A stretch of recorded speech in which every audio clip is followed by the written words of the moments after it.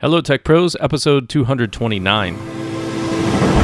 Welcome to the podcast where every day of the week we publish another conversation exploring the anxieties, challenges, and opportunities that technical professionals and entrepreneurs face when building their career, building their products, and building their business. There are a lot of shows that focus on the nuts and bolts of technology, but this podcast is not one of them. This is about the people behind the tech industry and the mindsets and skill sets they developed that led to their success.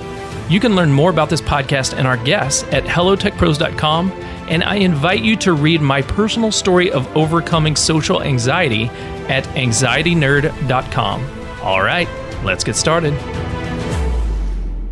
Hello, Tech Pros. This is Chad Bostic, and I'm excited to introduce our featured guest today, Charlie Light. Happy Friday, Charlie. Hey, Chad. Thanks for having me on.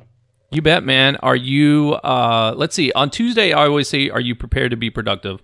On Monday, I always said, are you motivated to get this week started? And I still struggle with, I don't have a catchphrase for Friday. So how about, are you ready for the weekend? Yeah, I think I am. I usually like to say, am I ready to get ready for next week as well? Because you can't forget about next week. You got to be ready when Monday hits, right? Are you ready to get ready for next week? That's an awesome one. I was born in Texas, and out in Texas, we use the phrase fixin'. You fixin' to get ready. And so everything that you did, whether you were fixing to go to the grocery store, you're fixing to go to work, you're fixing to go home, everything was fixing. And I actually looked it up a while back. It was a number of years ago, but I was reading a biography on Sam Houston. And in that biography, they talked about where that phrase came from. And it was when the pioneers were in their wagons, trying to move across the country from the eastern seaboard out to Texas. Every day when they woke up, they had to fix their wagons and fix their, saddles or whatever they had with them before they could continue on their journey. So there was every morning at the break of dawn, there was a little bit of fixing or a lot of fixing before they could continue their journey. I don't know where we just diverted off into the history of Texas and the history of fixing, but yeah, maybe that will be my next catchphrase starting next week is, are you fixing to get ready for next week? Nice. Perfect. I expect some royalties then. Okay, cool. Yep. I will send you every dime that I make off of that catchphrase. Charlie Light helps companies with sales, and almost all of his clients are digital marketing agencies or software engineering consultants. Charlie is an expert on prospecting, getting in front of new customers, and the general sales process. Charlie, I love this idea, and the reason I'm excited, so excited to have you on the call today is because I've actually had a number of software engineers reach out to me recently that say, hey, Chad, I've got a small consultancy practice, and I have, I've been a corporate person, a corporate worker for a long, long time, but now I have, signed the paperwork on my own LLC, and I'm trying to get my business started where I'm a consultant and I'm a freelancer and I'm going in and doing this job, but instead of me being an employee, I get those high dollar consultant fees, right? And I'm like, awesome, dude, that's fantastic. Congratulations. They're like, yeah. So when you start your first business course, how can you help me get to the next level? And I'm like, oh, you know what? I kind of have honestly a gap there because I don't have a lot of experience on that side. My start your first business stuff is more on the product side, right? How to sell a product, how to sell a service, but not as a consultant. So Charlie, I'm super excited to talk to you about this area on People Friday because there's a lot of stuff with when you launch out on your own. I found, it's not just about writing the code anymore. It's not just about the technology. There's a lot of relationship building and people skills and selling that has to go into the business of being a consultant. So I'm super excited to talk to you about that today. Yeah, absolutely. I mean, it's a huge problem for so many businesses that they just don't really know where to start when it comes to growing. I mean, I think most people have, past connections, friends, family that they can go to, get a few clients out of, but beyond that, it's kind of difficult to know where to go. Cold calling. If you do that, how do you even do it? Cold emailing, finding people on Twitter, Facebook, how do you even pitch them your services? So yeah, I found I see so many people that have issues with that. And I did myself for a while. I mean, when I started my first business, I really had no idea how to, go about getting new clients.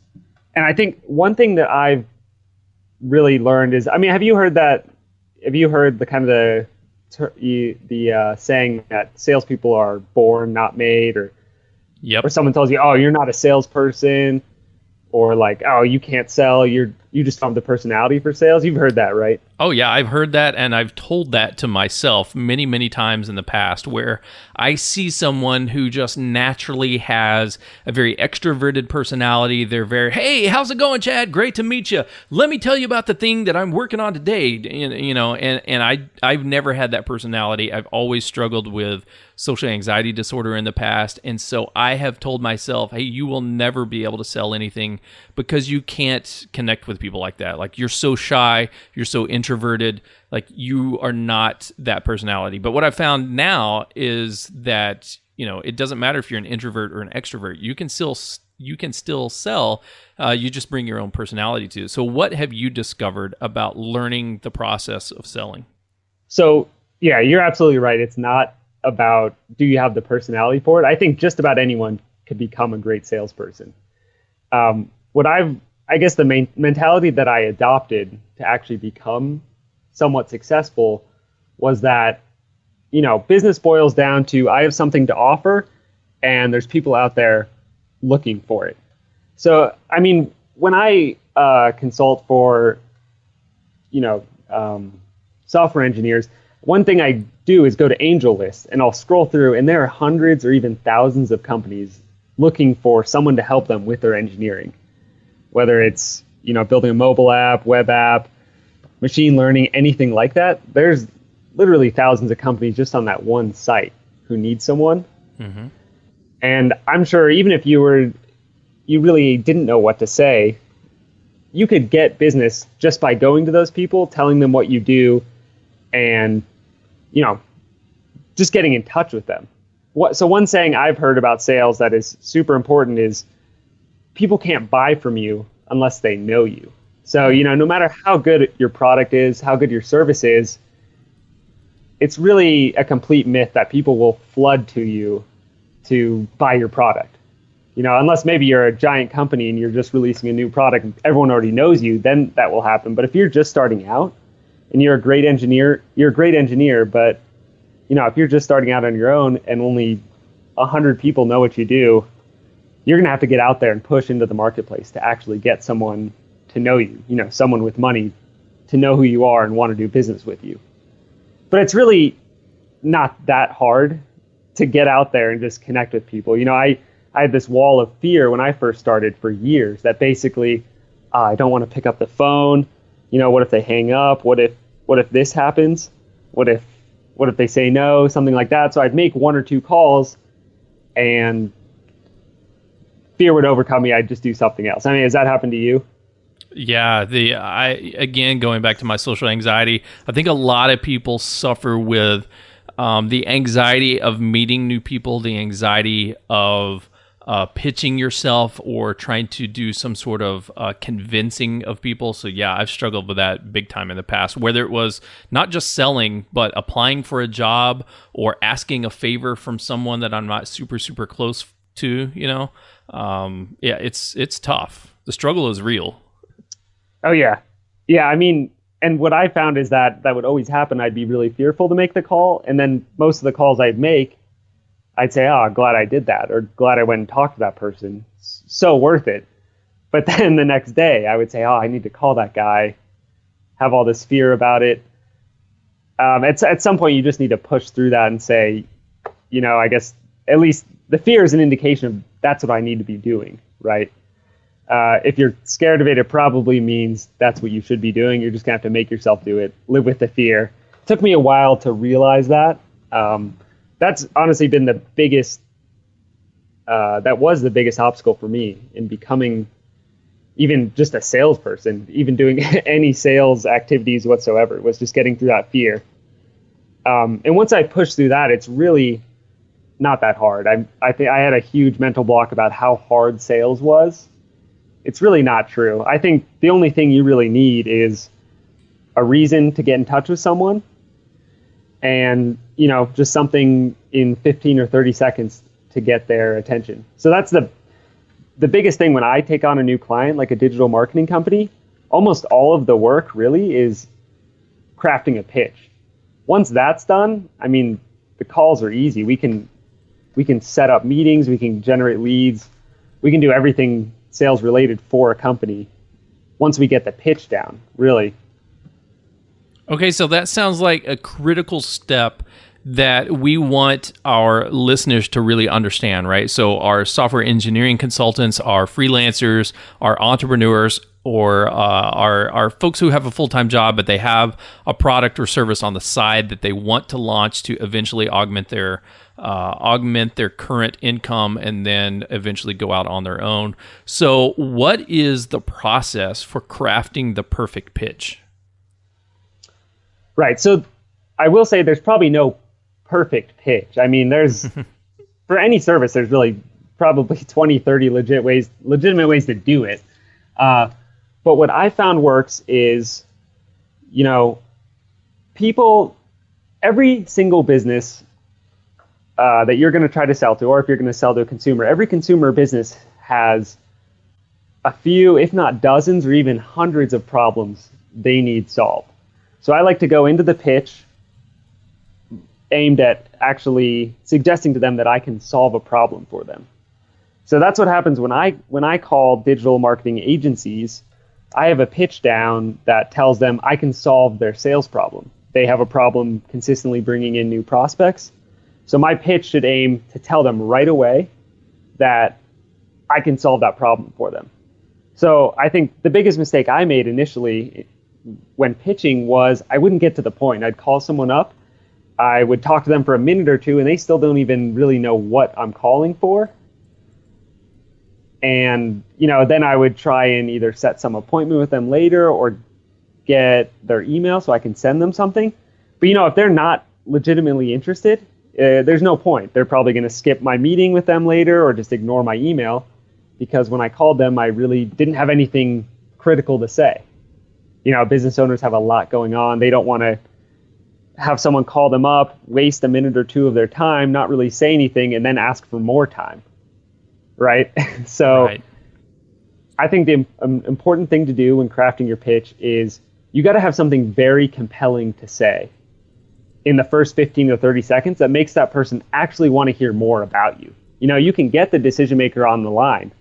You could get the CEO of Microsoft on the phone, but if you don't have something compelling to say, there was no point. You might as well have not talked to him, because he's not going to be interested if you don't even know why you're calling him. So I'll give you some examples. And what I like to do is have the pitches be very specific. So, like, for example, if I'm calling a digital marketing company to pitch them my services, I'll say, hey, this is Charlie. I'm calling you because we just helped an SEO agency in Minneapolis get 30 new meetings with qualified prospects last month. So if that pitch is right, a lot of times they'll be interested. They'll think, wow, 30 meetings, that's something I might want. Mm-hmm. It's more specific than just calling up and saying, hey, we can help you with sales. I mean, that still might be a little compelling to them, but it's not, in my experience, not as compelling. So I guess, what do you think most of the listeners here, what kind of services are they selling? So a lot of them honestly are software developers. We get a lot of software developers listening in, and they are either in the consulting space or they want to move into the consulting space where they don't want to be a full-time employee for someone and go to an interview and do the whole HR thing and be full-time. They want to have lots of clients where they do a little bit of work, right? So they can work from home, and they want to be able to pitch these companies and say, hey, you have problems with your software, with your products or whatever. I can help you with that. Like, I can redesign your website. I can build you an app. I can build integrations between two the systems that you have, I can help you solve some of these technical problems that you have in your business. And the problem is that, you know, the reason why we do these People Fridays is because doing the work for these guys and gals is extremely easy, but making those cold calls, doing that outreach, and then having those conversations with people and getting to the point of what we're actually trying to sell, that's really, really difficult for a lot of people. Right, exactly. So, so one of the people that I help with sales, who is a software engineer, you can check him out, Chris Cates, from Toronto. Give him some love on Twitter if you can find him. But so what he came to me with was a very similar problem. He had just left his job as a software engineer at a startup in Toronto, wanted to be on his own and work on several different projects as opposed to just one project. He got a few clients because he just knew people, and so he got a couple of deals right away. But then he was like, I don't really know how to scale that. I don't really know how to get more people on. Like, I can't control the flow of prospects coming to me. You know, I'll get one or two prospects here or there because someone referred. But that's no way to run a real business. You know, you want to be able to predict your revenue and predict the amount of prospects coming in and what deals you have coming in. So basically what I came to him with was, we'll make some calls for you. And what I did first was just identified some companies that had needs. So, I mean, AngelList, that was my best friend when I'm helping him out, is because you can, you know, see where companies have holes. They post right on there. Look, we need someone to help with machine learning, and we need someone to help with whatever else, our software development, something like that. So they're really looking for someone just to get in touch with them that can solve their problem. And in today's world, there's so many people out there that will get in contact with that company, and the company is going to say, that person seems okay. You know, I don't think a lot of, especially software engineers, know how to represent themselves that well to potential employers.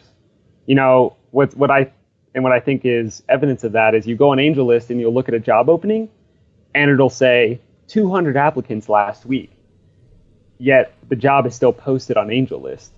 Wow. So that's kind of interesting. Like, how did they get 200 applicants and they're still looking for someone? My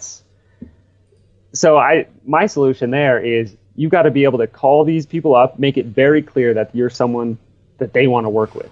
Mm-hmm. So you've got to have a very good claim that you can back up. So, hey, I worked with a similar company. I did this for them. I made them a software product that did this amount of sales, or I increased their efficiency by this much. I did whatever. I mean, there's so many different things you could have done.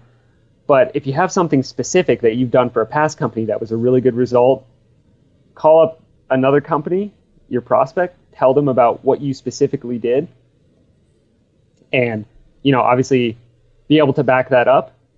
And there's several other, you know, sales aspects that can go into this. One very kind of undervalued skill or underrepresented skill is follow-up. Most people don't know how to follow up. I mean, how many times have you, I'm guessing a lot of people out there have, you know, sent in a resume for a job that they really wanted, but then never picked up the phone to actually call the employer, right? Mm-hmm. That's a big mistake right there. Most people don't actually take the time or the effort or whatever it takes to, you know, follow up. So that's one way you can set yourself apart from the 50 other people applying for a job at AngelList, is you call the company up, you have a solid pitch that actually gets them interested, and two, you actually know how to follow up and, you know, keep the sale going, really. And one thing I'll say about follow-up is I think there's a huge misconception, because the people that do follow up, I get this all the time, people trying to sell me on their products or services or software, they will email me their initial pitch, and I'll always check it out and say, okay, interesting, probably won't respond. And inevitably, I'll get a follow-up email that says, hey, just following up. did you check out my last email? And that really doesn't help the situation. Obviously, I checked out your first email, and there was a reason I didn't respond to it, right? So just saying, hey, just following up, it's just an annoyance to me, at least. And I think to a lot of employers, it doesn't, or a lot of decision makers who might hire you as a consultant, that doesn't really add anything for them. If you already talked to them, there's a reason they haven't called you back or emailed you back or already hired you, and it's not that they just completely forgot. It's most likely not. There's probably some objection that you still have to handle. So what I like to do is, now I know this kind of borders on the typical salesperson attitude, but I do think a lot of people have to learn to be a little more aggressive and actually keep the sale going. Right. So I don't know. Have you ever been on a great phone call with someone and it goes really well, and then nothing really happens? Yeah. I've had a lot of those conversations where it feels good. I like the personality. Like we got a lot of chit chat and we got a lot of war stories. But like, what's the point? What am I getting out of this? Yeah, exactly. And I think a lot of people do that. They talk with if they're trying to sell their consulting services, they'll talk with the decision maker, 15, 20-minute talk about the project, their past experience, just shooting the breeze as well, and then it kind of drops off and nothing happens. And I think for a lot of people, a lot of consultants really actually need to keep the sale going. So you need to introduce yourself, have your compelling pitch that I've been talking about, and then that really gets the decision maker actually interested in you. But that's not enough. People can get interested, but not actually do business with you, right? Right. And I think people are not very good at making decisions, right? So you're not just going to call up a prospect, give them your pitch, and they're not going to say, "Okay, great, let's do it," and then send you money. That's never going to happen. So people it would be nice, and I think people, I don't know, I talk myself into that would happen a lot. I'd have a good call with someone, and then I'd say, "Oh, I just need to send them an email saying, hey, let's do a deal." And they'll respond back, "Yes, let's do it." People are not very good at making decisions, and sometimes you have to press people. And I know that's really taboo, especially in the technical industries, because you don't want to be the used car salesman who is pressuring someone into making a sale, right? Right. There's that fine line where you don't want to be sleazy. You don't want to be that used car salesman. You don't want to be pushy. But on the other hand, you have to turn what the phrase that I've heard is a cold lead into a lukewarm lead into a warm lead into a hot lead, and a hot lead into a sale, right? It's a process where, kind of like dating, when you meet someone for the first time, you're not like, "Oh, hey, how's it going? You look cute. Like, you want to get married?" No, that's freaky. That's crazy. You might get slapped for that or worse, right? So no, you got to slow it down. Just have those introductions and then follow up and then follow up and follow up. And after a while, you're in a relationship, and then you can kind of see where the relationship goes. So when we reach out to these companies, when we introduce ourselves, we're going to try to put this compelling pitch together. If you could share some examples on what a compelling pitch would sound like to someone, so that we can get their decision, can get their attention, so that we can try to engage that conversation and hold it for a little bit. Right. Yeah. So like I said, the pitch, I think, needs to be specific and it needs to be compelling. So for a lot of software engineers, that could sound something like, "Hey, I saw your ad on AngelList looking for a machine learning engineer. I've worked on 3 machine learning projects for Series A companies. I'd love to give you a look at what I did." That's interesting to people, especially if they're maybe a seed or Series A company. They want to hire someone that has that specific experience. So I would, like, in that case, you're saying what you've done just as an opportunity to get more of their time. You're calling them up for the first time. all you're trying to do is just get more of their time and get more of their interest. I guess it's a little harder to be specific on, at least with numbers with software engineering, because it's not necessarily like, I earn them this ROI. Right, but that's a great example. So going to your example of your buddy Chris, right? If he was a machine learning programmer, let's say he knew, a lot of Python, a lot of Hadoop, a lot of I don't know, Pig or I don't know whatever tools he was using, R maybe. And so he is used to these tools. And so when he called him up, he would look, first of all, go on an angel list, look up companies that are searching for machine learning engineers, pick one out, find them, read it, make sure it's a good fit for him. And then he would call him up and say, hey, I saw your ad on Angel's List.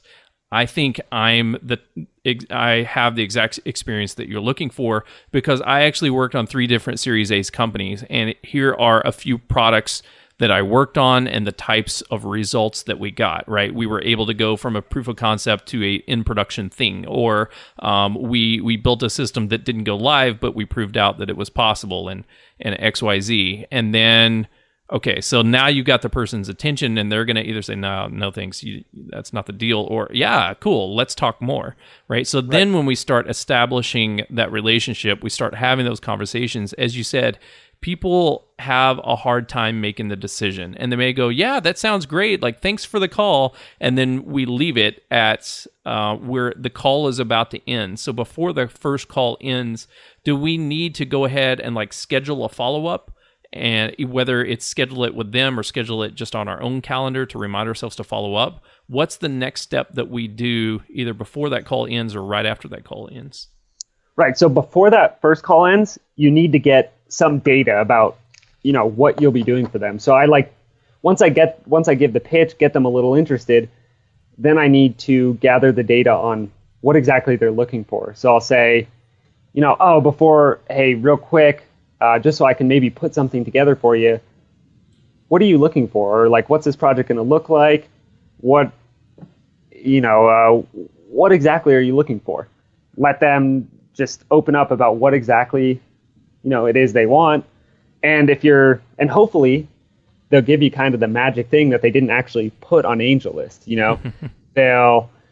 usually there's 1 or 2 huge concerns that decision maker has, like, the last machine learning engineer we had, he was terrible because he did X, and once you figure that out, like what is really important here.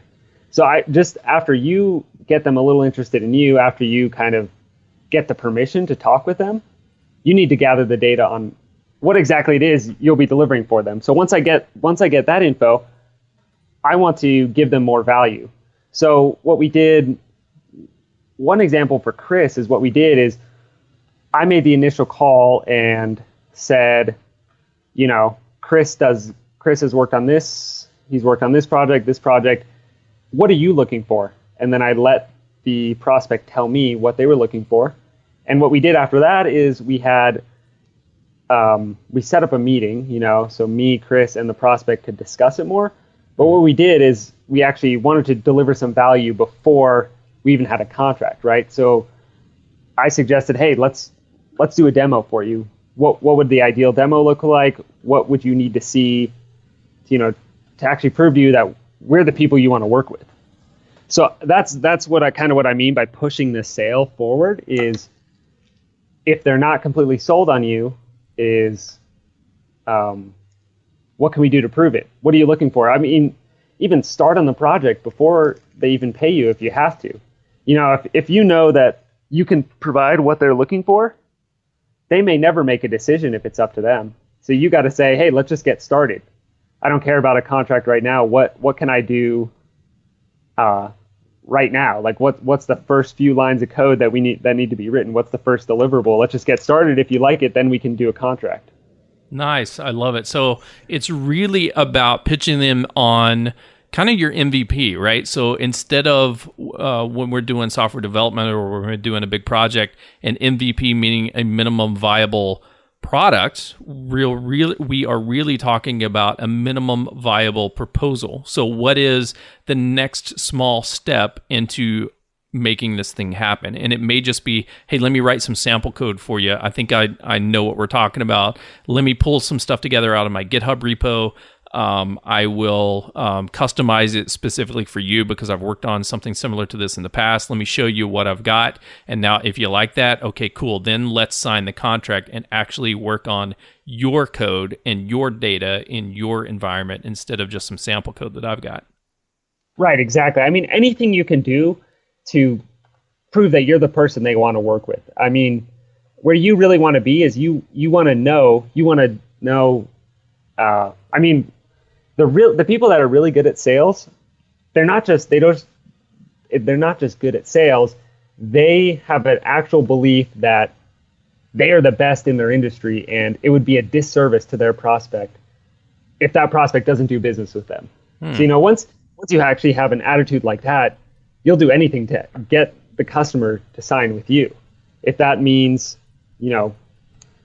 doing some of the work up front, that can definitely be dangerous because I know, especially in software, for software developers, like, scope creep and that kind of thing, where you feel like you're doing work for free. Obviously, you want to stay away from that.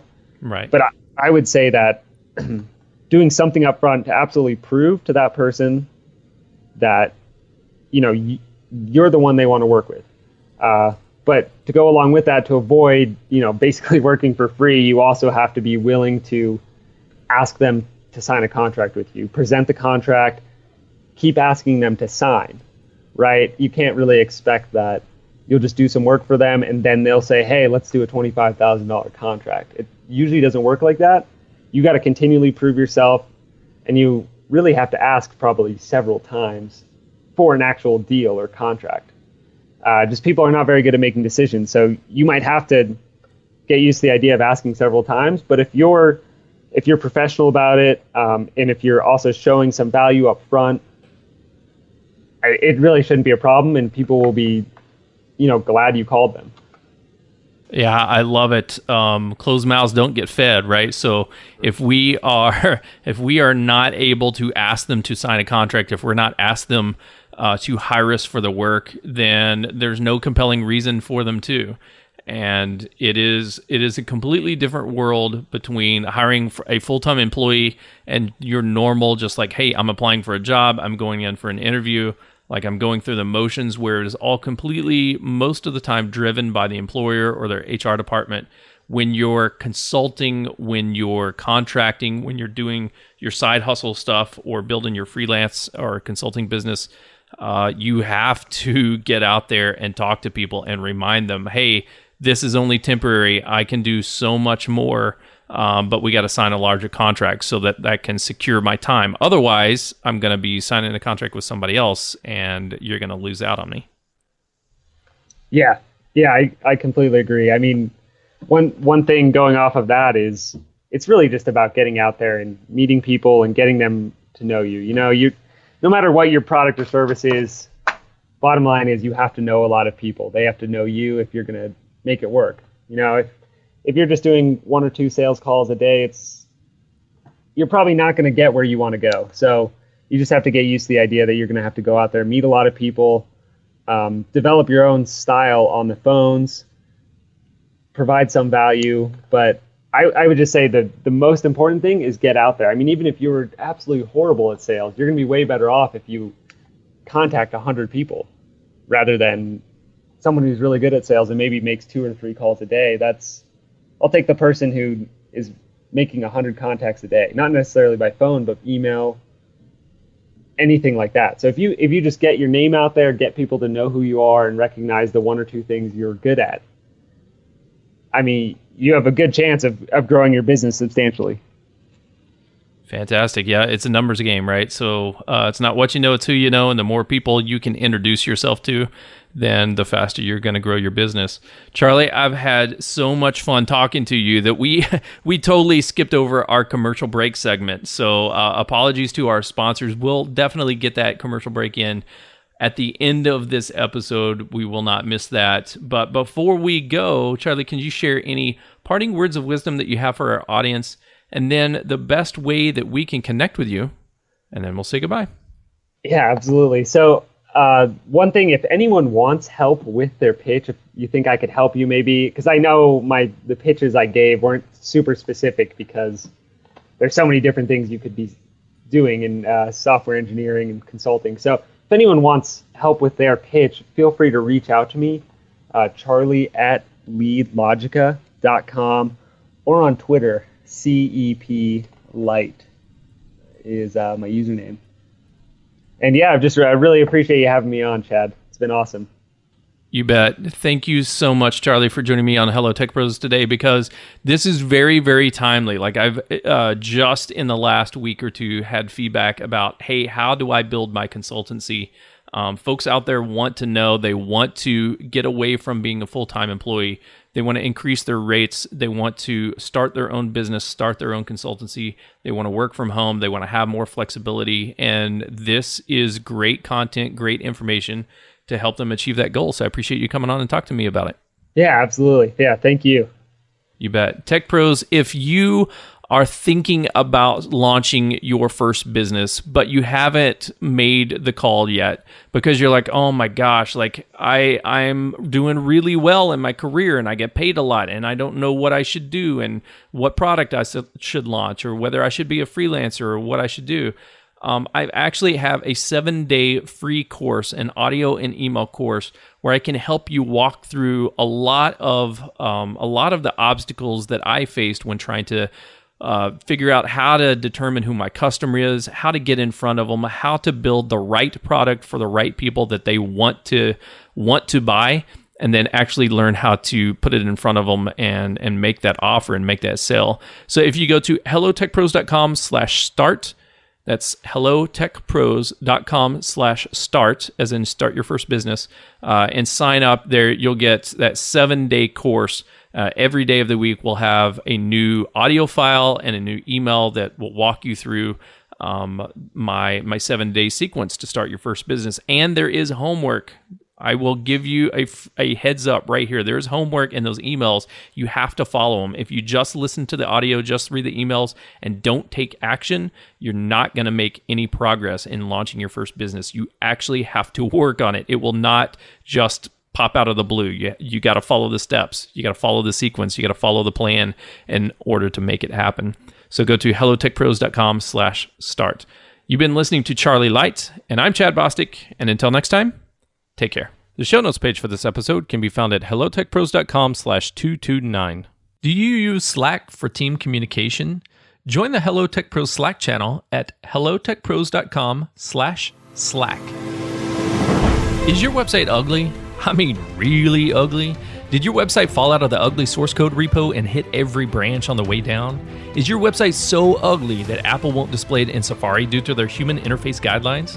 Is your website so ugly that your CSS has no style? Is your website so ugly that even your mama won't bookmark it? I know a lot about ugly websites because, sadly, I've been building them my entire career.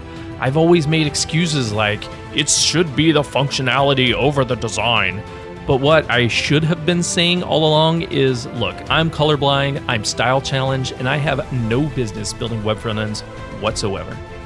Luckily, I've worked with some amazing designers that have helped turn my MVP OS, or minimum viable piece of into websites that real humans want to use. And it's not just about complementary colors and rad logo designs. It's about connecting with your website visitors on an emotional level that engages the stickiness centers in their brain and makes them more curious to read about your products and then follow your call to actions. I invite you to check out the awesome tips that website designer Veronica Kieran gave me for the Hello Tech Pros website and get your free personalized website makeover consultation video by visiting HelloUglySite.com. Hello Ugly Site is definitely ugly, but your website doesn't have to be. Go to HelloUglySite.com. That's HelloUglySite.com. Since publishing episode 141 on how social anxiety disorder and depression nearly cost me my life, I've gotten tons of feedback from people who are struggling with similar issues. Anxiety is a big deal, In my opinion, it's not discussed enough, especially in the tech industry, where a lot of us hide from our anxieties behind the computer screen instead of learning how to address them. That's why I started writing a book on the subject. If you are struggling with anxiety or know someone who is, please visit anxietynerd.com. You can sign up to read Chapter 1 for free, as well as receive regular progress details so that you can hold me accountable to get this book published. anxietynerd.com. If you enjoyed this episode, please leave a review, subscribe to this channel, and check back tomorrow. This has been People Friday, but tomorrow my featured guest and I discuss entrepreneurship. On Sunday, being unplugged. Monday, motivation. Tuesday, productivity. Wednesday, leadership. Thursday, technology. And then back again on Friday to talk people and communication. And I'll talk to you tomorrow.